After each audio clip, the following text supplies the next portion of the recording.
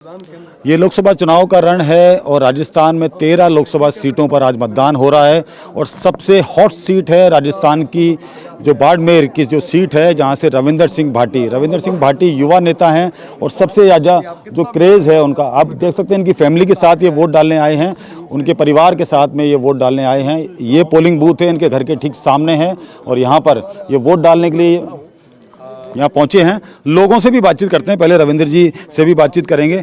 लोगों से क्या कहना है आपका, जो वोट है आपका, किस तरीके की सरकार चाहते हैं आप? रविंदर सिंह भाटी की। क्यों चाहते हैं? बस यही है हमारे। तो आप देख सकते हैं, आपका क्या कहना है, किस तरीके से वोट आप किसका चाहते हैं, किस तरीके की सरकार चाहते हैं? रविंदर। क्यों?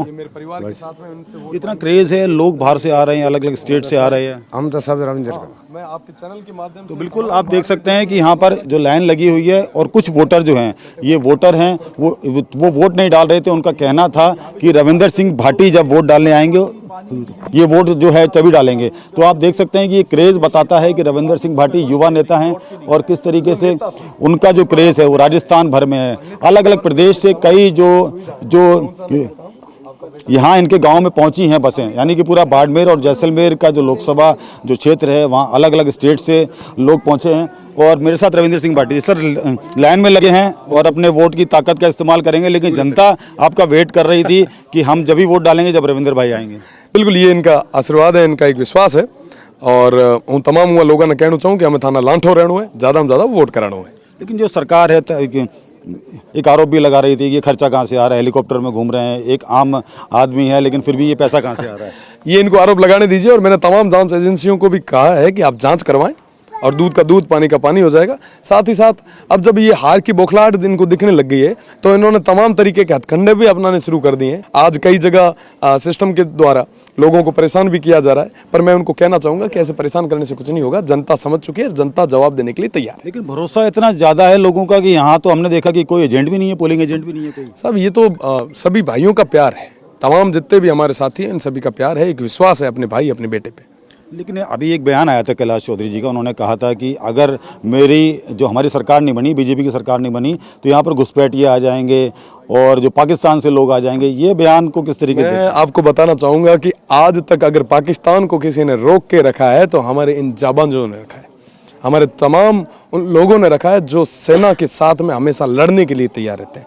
आप बात करते हैं साहब कि पाकिस्तान में पटाखे छूटेंगे, अरे साहब क्या साबित करना चाह रहे हैं आप? मैं कहता हूँ कि साहब मैं इस धरती पे हूँ, इस थार में बैठा हूँ, मैं यहाँ जाया जन्मा हूँ और इस क्षेत्र के लिए, इस धरती के लिए अगर बलिदान भी होना पड़ा, सिर भी देना पड़ा, तो हम पीछे नहीं हटेंगे। लेकिन बीजेपी इन्हीं मुद्दों पर चुनाव लड़ रही है, इस पर क्या कहना है आपका? मैं जाहिर से बात कहना चाहूँगा कि उनको कहूँगा कि पिछले 5 साल में आपने क्या काम किए हैं वो आप काम गिनाएं और जनता के बीच में आए। आप किसी और के नाम पे चुनाव लड़ रहे हैं, आप बताएं ना आपने 5 साल में मिनिस्टर रहते हुए क्या क्या काम किए। आपके पास जब काम की लिस्ट नहीं है तब आप बौखलाए हुए तमाम तरीके के आरोप लगा रहे हैं। जनता समझ चुकी है, अब जनता आपकी बातों में आने वाली नहीं है, गुमराह होने वाली नहीं है। आपको रोका गया, सीएम साहब से मुलाकात भी हुई और जो उनका हवाई जहाज़ था जो 2.5 घंटे तक आसमान में घूमता रहा, इसके पीछे भी कई जो है गॉसिप्स आए थे। हवा में तो घूमते ही रहने दीजिए। मैं आपको बताना चाहूँगा कि जनता का आदेश जो था उसकी पालना रविंदर ने की है और जनता पे पूरा विश्वास भी है। लेकिन पूरे देश भर में एक बड़ा नाम, एक बड़े उम्मीदवार आप बन चुके हैं और जो क्रेज़ है लोगों का, मतलब स्टेट कई अलग अलग स्टेट से भी हम देख रहे हैं, कई बसें आई हैं, लोगों का दावा है कि 20,000 से ज़्यादा लोग यहाँ पर वोट डालने आ रहे हैं। बिल्कुल, प्रवासी तमाम भाई अपने छोटे भाई पे विश्वास जताने के लिए, हिम्मत देने के लिए आ रहे हैं। मैं उन सभी का स्वागत करना चाहूँगा और उनको भरोसा दिलवाता हूँ कि आज जिस उम्मीद, जिस भरोसे के साथ आज पधारे हैं, उस भरोसे पे पूरे तरीके से खरा उतरने का काम रविंद्र करेगा। जनधन यात्रा के बारे में भी काफ़ी जो है गॉसिप्स कंट्रोवर्सी चल रही थी। मैंने उनको कहा भी ओपन माइक से कि आप आइए, मेरे से बहस कीजिए, आप आरोप सिद्ध करें, मैं तैयार हूँ, पर वो कभी आए नहीं क्योंकि उन्हें पता था कि ऐसे आरोप निराधार है। उन्होंने खूब प्रयास किया कि जनता को गुमराह करें, पर कहीं ना कहीं जनता सब समझती है, सब देख रही है, उनको सब पता है और वो गुमराह नहीं कर पाए। आंकड़ा क्या लगता है, जीत का अंतर कितना होगा? ऐतिहासिक होगा, निश्चित तौर पे ऐतिहासिक होगा आप जब छत्तीस कौम में और बाड़मेर, जैसलमेर और बालोतरा की जनता से जब मिलेंगे तो आप पूरे तरीके से समझ जाएंगे कि वाकई एक बदलाव होने वाला है। देश की सबसे बड़ी कॉन्स्टिट्यूंसी है, तो इसको लेकर मतलब काफ़ी मेहनत भी करनी पड़ी है आपको। साहब, रविंद्र अकेला चुनाव नहीं लड़ रहा था, तमाम छत्तीस कौम के लोग, तमाम मेरे भाई, तमाम कार्यकर्ता बंधु सब रविंद्र बन के काम कर रहे थे, तभी हम यहाँ तक पहुँच पाए। हनुमान बेनीवाल की पार्टी ने जो समर्थन दे दिया उम्मीदवार राम बेनीवाल को, बीजेपी को माफ़ कीजिएगा, उनको समर्थन दिया, उससे कुछ फर्क पड़ेगा? मैं आपको बताना चाहूँगा कि ये आपस में लड़ रहे हैं, इनको जनता के विकास के बारे में इन्होंने कभी बात ही नहीं की, ना मुद्दों की बात की, और वाकई ये कैसे भी करके सत्ता हथियाने का प्रयास कर रहे हैं। पर मैं आपको बताना चाहूँगा कि जनता देख रही है और जनता इसका जवाब आज वोट की चोट करके देगी। लोग तो कह रहे हैं कांग्रेस की बी पार्टी है रविंद्र सिंह भाटी। अब ये आप बताइए कि वो जो कांग्रेस के उम्मीदवार है किसकी पार्टी है, आरएलपी की पार्टी है, कांग्रेस की है, किसकी है? वो तो खुद कंफ्यूज है। पहले उनको कहिए कि आप पहले क्लियर होके आए। एक थोड़ा अलग सवाल पूछूंगा। मुख्यमंत्री गोविंद जी ने एक आरोप लगाए हैं, एक 2 ऑडियो भी रिलीज़ करे हैं। उन्होंने कहा है कि जो युवाओं को धोखा देने का काम किया इस सरकार ने, जो है पेपर लीक किए, इसकी जिम्मेदारी ये सरकार है। मैं बताना चाहूँगा कि पिछले इतने समय से मैं बाड़मेर, जैसलमेर और बालोतरा की जनता के बीच में हूँ। कई सारे आरोप प्रत्यारोप चल रहे हैं, पर मुझे लगता है कि अभी वर्तमान में हमारे लिए चुनाव जरूरी है।